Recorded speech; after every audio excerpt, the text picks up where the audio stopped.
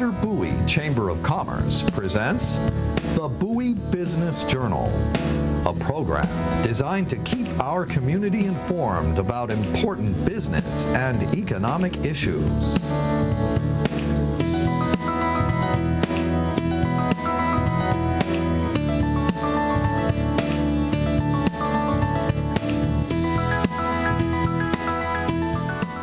Hello, my name is Kelly Pierce. I'm the Executive Director of the Greater Bowie Chamber of Commerce, and this is the Bowie Business Journal.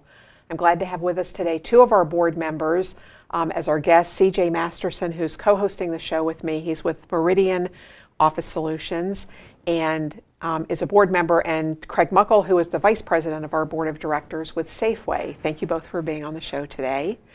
Thank you. CJ, would you like to tell us some about your role with the Chamber and on the board? You're a fairly new member.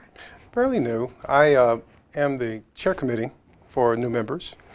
Our goal is to look for new members to come on in the community for the businesses coming into Bowie, and also really focus on existing membership and really getting people more involved into the community from the business aspect. Great, thank you very much. And Craig, you want to tell us some about your involvement and your membership with the Chamber? Sure, I've been a board member now with the Chamber for 3 years. This is my third year. Safeway has now 2 stores in the city of Bowie, so Bowie's an important community for us. We've been here for a very, very long time. I handle the public affairs and government relations work and some community relations, so I'm a spokesperson, so I do things like this a lot, work with our elected officials and work with our community groups as well, trying to do our philanthropy work. Great, great. Yes. And Craig is also now currently serving as chair of our legislative committee, and you mentioned that you do legislative work with Safeway, so we'll move right into talking about some legislative issues that are coming up at the state and county level, and one that's coming up at the city level. The first we'll talk about maybe is minimum wage. Certainly affects a lot of businesses in the community. Sure. And across the state, not just in this community or this county. So where are we on that legislation? Well, right now, Prince George's County, Montgomery County, and the District of Columbia are sort of working collaboratively.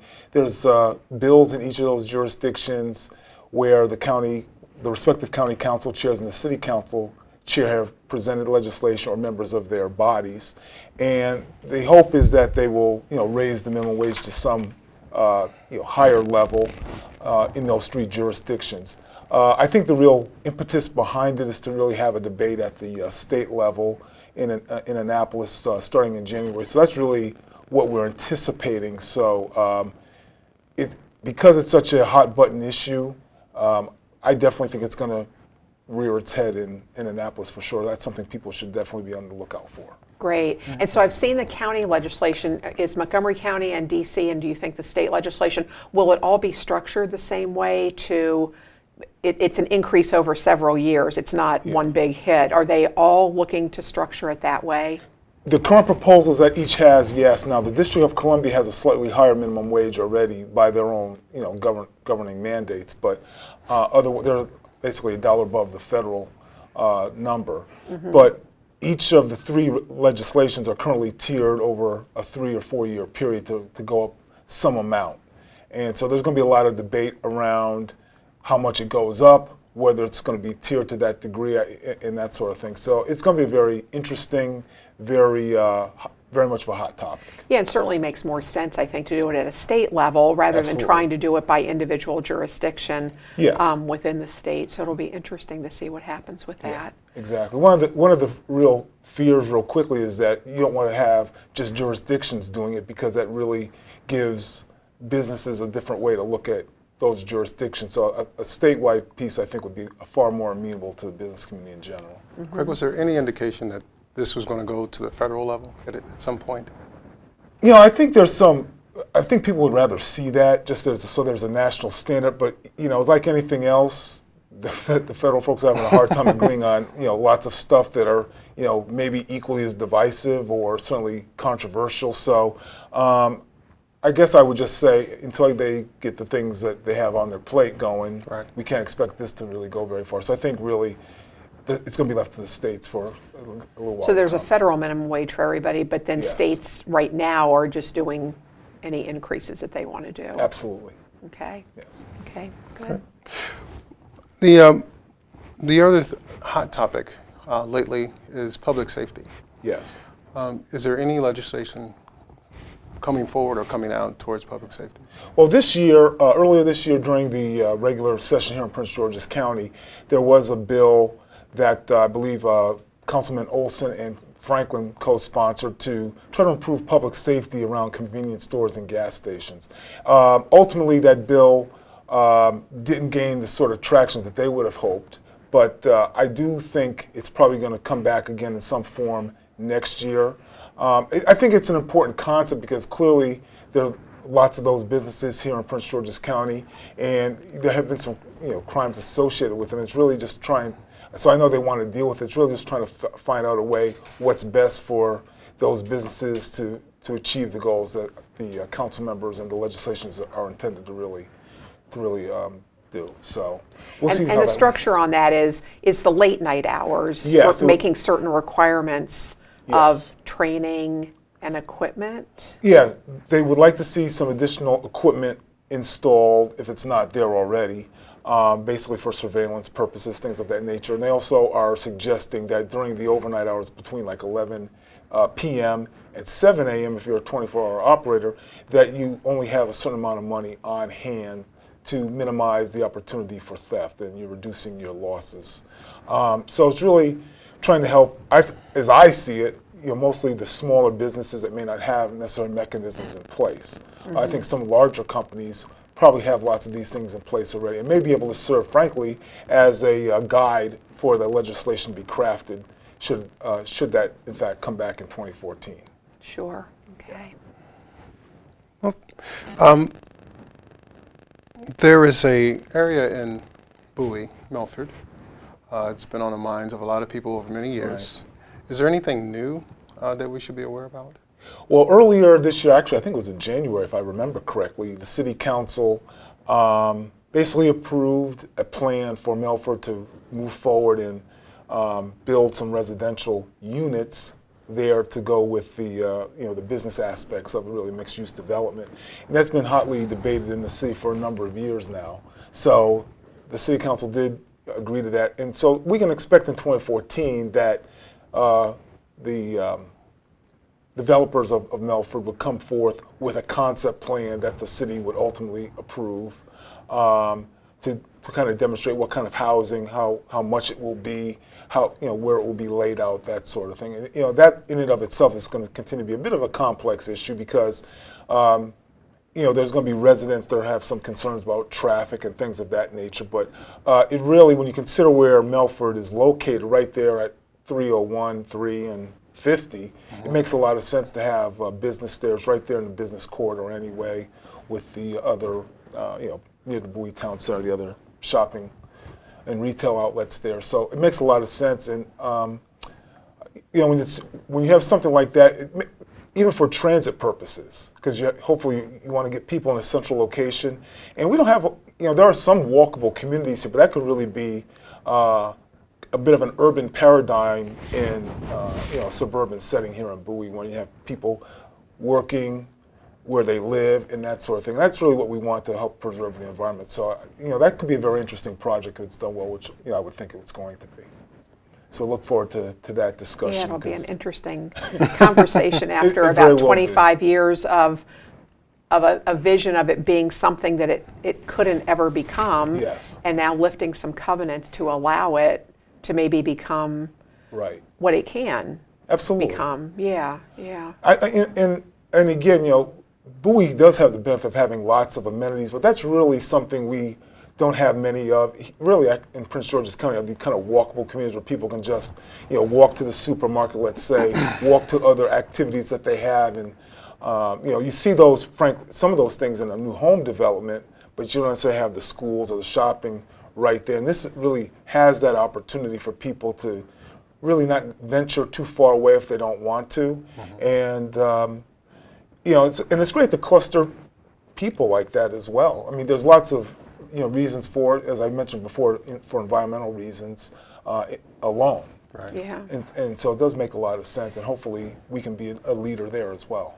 And there's certainly a component, a senior housing component Yes. that the council wants to see there before they move forward. Absolutely. And approve anything. And that whole idea of mixed use is, a possibility certainly for Marketplace now that that's Yes. been purchased by Berman Development and is going to be Right. redeveloped, and that may be, it's certainly zoned for mixed use, so there's a Absolutely. possibility there and some other places in the city. So it's a new concept, and it just takes some forward thinking It to does. be able to accept that this is the way we need to move if we're going to grow the community and revitalize areas that aren't active anymore. Correct. Like And- Marketplace. And I think, clearly they're in the right locations. Because they would not work, not if they're not near a main road or, main access points. And clearly, the two you've mentioned, certainly with Melford being right at the very top of that list, Yeah. right where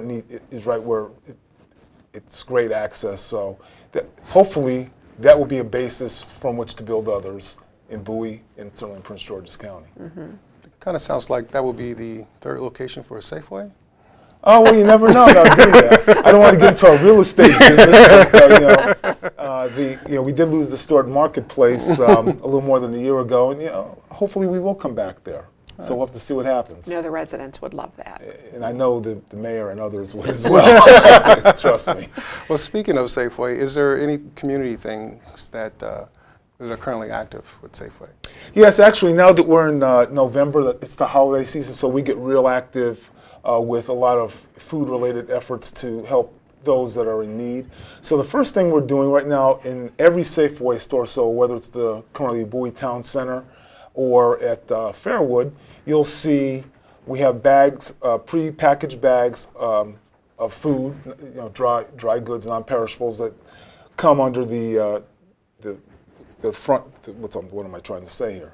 The label says "Help Us End Hunger," and so for about $10, you can purchase this prepackaged set of groceries, drop it in a receptacle we have right near the door, and then our local food bank will come and pick that up, and that'll be given to their needy families, moving forward. And we tried to do it in such a way where it's the right items, and it's to help our shoppers as well, because they don't have to kind of pick things off already that they think will need. But we've worked with the food bank, so we have a sense of what are the critical items that they're in need of.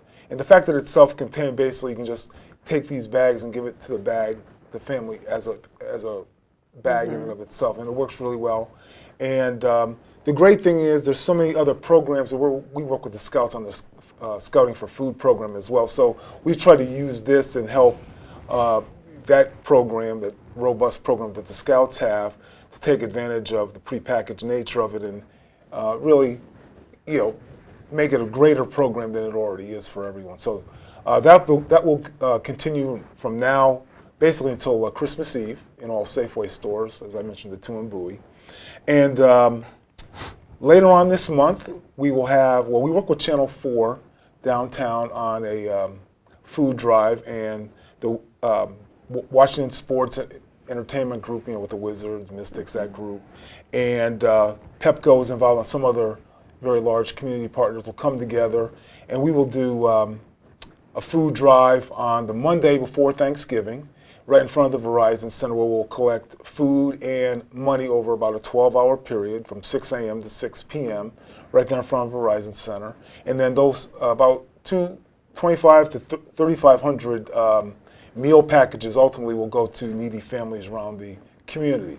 So we've done that for a number of years. We look forward to working with them again. That's always a very nice program. And then on the Wednesday before Thanksgiving, so that would be November 27th, Safeway hosts its own Feast of Sharing, this will be our 14th year doing it down at the Washington Convention Center, where we invite about 3,000, 4,000, hopefully 5,000 neighbors in need to have a holiday meal presented by Safeway and a lot of our community partners. SunTrust is involved. We get collaboration from the Metropolitan Baptist Church and lots of other community partners who volunteer their time, their employees, and their meal is cooked. the meal is served to them right at their table at like a white tablecloth restaurant. But it's more than just about giving them food. We try to call it an independence fair, where we'll have a job fair for people that trying to get them back on their feet if they need a job. We'll do some health screenings for people, and there's also a clothing drive involved. So it's really a large collaborative effort. It's really become a labor of love for our employees. My boss and my colleagues put it on. Our public affairs team do that. So we really enjoy. We get great support from the local elected officials and other agencies that we work with throughout the year. So we're really looking forward to that, because those are really the things that I think help people, directly where they're at. Mm-hmm. Yeah, definitely. Great way to help the community. Yeah, so really, we're not doing anything. Lots of time on your hands. Yeah. No, not really, but we enjoy it. But talking about those programs that Safeway has going, how long have you been with them, and what brought you to Safeway? Well, I've been with Safeway now for a little more than 16 years. And right before that, I worked for Rite Aid in Harrisburg, Pennsylvania. But before I worked for Rite Aid, I actually was working already in the Washington metro area, doing public relations work for BET, a little-known TV station, TV network, cable TV network. And before that, I actually worked at ESPN for 9 years, where I grew up in Connecticut. So great. It's just one of those things. I really never thought I would wind up in the grocery industry. And 16 years, I didn't think I would be there 5, to be honest with you. But Safeway's given me an opportunity to do lots of things I never did before, maybe those other organizations. Or I like to think I've done lots for the company as well, which is why they've kept me there. And I think the fact I've been there 16 years means I've done a halfway decent job, if nothing else. And I get to represent the company in a lot of important ways. Obviously, I'm on the board of the chamber here, which gives us visibility. I've been involved with some other organizations here in Prince George's County, and in the region, I should say, as well. So I've really enjoyed it, and we're a large business in Prince George's County, so I know we're a major employer. That's important for chambers of commerce and for the county government in general to know that there's major employers right here to serve the community, but also to provide jobs. And our distribution center is not too far away in Upper Marlboro, right. So we have plenty of, we have lots of people we're employing here. Lots of them are Prince George's residents. So we just believe our headquarters being here helps the local community, and I don't think we're going anywhere for a long time. So that's a good thing. That's a good thing. Well, we're definitely happy that you're a part of the Bowie Chamber. You've helped us out quite a bit. When is your next legislative meeting? Well, we normally have our legislative meetings on the second Thursday of every month. As it turns out, this month, next week, November the 14th, I believe, we will have a legislative event where we will have Senator Doug Peters, our delegates Hubbard, Valentino Smith, and Marvin Holmes join us, along with our County Council member Ingrid Turner, and they'll come together and give us a bit of a legislative outlook for the next year, both in Annapolis for the state legislators and as well in Prince George, in Upper Marlboro. Prince George is coming from Councilmember Turner. We did that last year, and we're looking forward again. It's always a nice event. We have about 60, 75 of our members come out and support that and hear that. And I always tell people the legislative activity and being involved is really, really important, because we just need to continue to engage with our elected leaders. And if they don't hear from you, they don't necessarily know how they should act on our behalf. And so that they're there to work for us. And I would tell anyone, make sure that your voices are heard, particularly if you're a small business owner or if you're a resident of, in this case, Bowie or Prince George's County as well, because it's those that information you're giving them that will help them in the job that they have. Yeah, and we're fortunate in Bowie that all of those representatives you mentioned live in Bowie. Yes. And they are part of the community. They're all part of the chamber. They're all supportive of the activities and programs. So our members do have access to them at events to speak with them and to reach out to them when they need information. We're also, the Bowie Chamber is a member of the Maryland Chamber, and there's a link on our website to the Maryland Chamber Action Network, which provides information about what the bills are and when the hearings are. how the votes were taken, that help business people know what's going on and what's going to affect them so they can make those calls, even if they're businesses in Bowie and they're working in Bowie and they live elsewhere and they're registered to vote elsewhere and somebody else represents them. It's still good to be able to make that contact and have the information. Absolutely. To keep the process moving forward in a way that's positive for business. Right. And at the end of the day, the legislators just need to hear from us. And, you know, I know it's really hard. I mean, for Safeway, you know, they pay someone like myself to do it.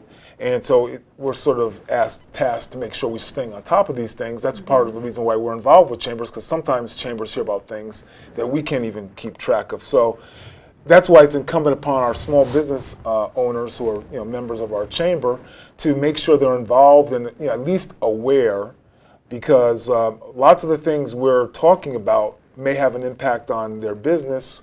And, you know, we want to help those businesses thrive just as much as a business like Safeway, because you know, Safeway has a lot more in place where I think to some degree we're insulated, but the small business owner, those impacts are going to be really exacerbated to a greater degree, because there's just a lot, you know, you're a small business. Sure, So, and whether you're Safeway or whether you're somebody with 2 or 3 employees, minimum wage is going to affect everybody Absolutely. equally. And Absolutely. so, you know, just as one example, so that's Sure. the importance of keeping on don't think that because you're a small business, it doesn't matter or it doesn't affect me, because it affects. Correct. There's a lot of legislation that affects everybody. Right.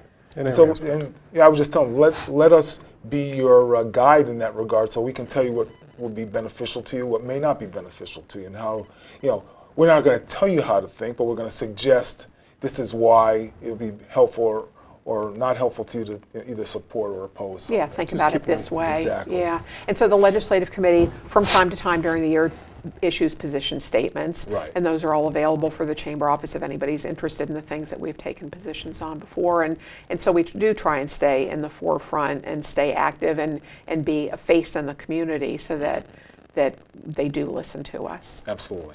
That's wonderful. And adding on to that, the new membership orientation will be November 20th? 20th. Yeah. Okay. It's coming At 8 up. o'clock. It's a breakfast with the president. So any business owner, if you'd like to join the chamber or just come see what it's about, please join us. Could you say the address, Kelly? Sure, it'll be at the chamber office at the Ken Hill Center. From 8 till 9 in the morning. It's free. It's open to anyone who's either a new member or anyone interested in finding out more about chamber membership. And then we have 2 events in December. Every other month there are a number of chambers that have a coalition, and we each host a multi-chamber mixer, so we give our members the opportunity to meet with people who they may not otherwise see at their local chamber level. So Bowie is hosting the multi-chamber breakfast mixer on December 3rd at the Comfort Inn at 7:30 in the morning. And then on December 10th is our annual holiday mixer and silent auction, where we raise funds from the auction that will benefit our Youth Leadership Bowie program for high school sophomores and juniors, as well as the Women in Business Scholarship Fund. And a number of our businesses make donations to that auction so that we're successful and can provide for those programs. Great. Okay, well, thank you both for being with us today. We appreciate your time. Lots to look forward to on the legislative front, and have a good day.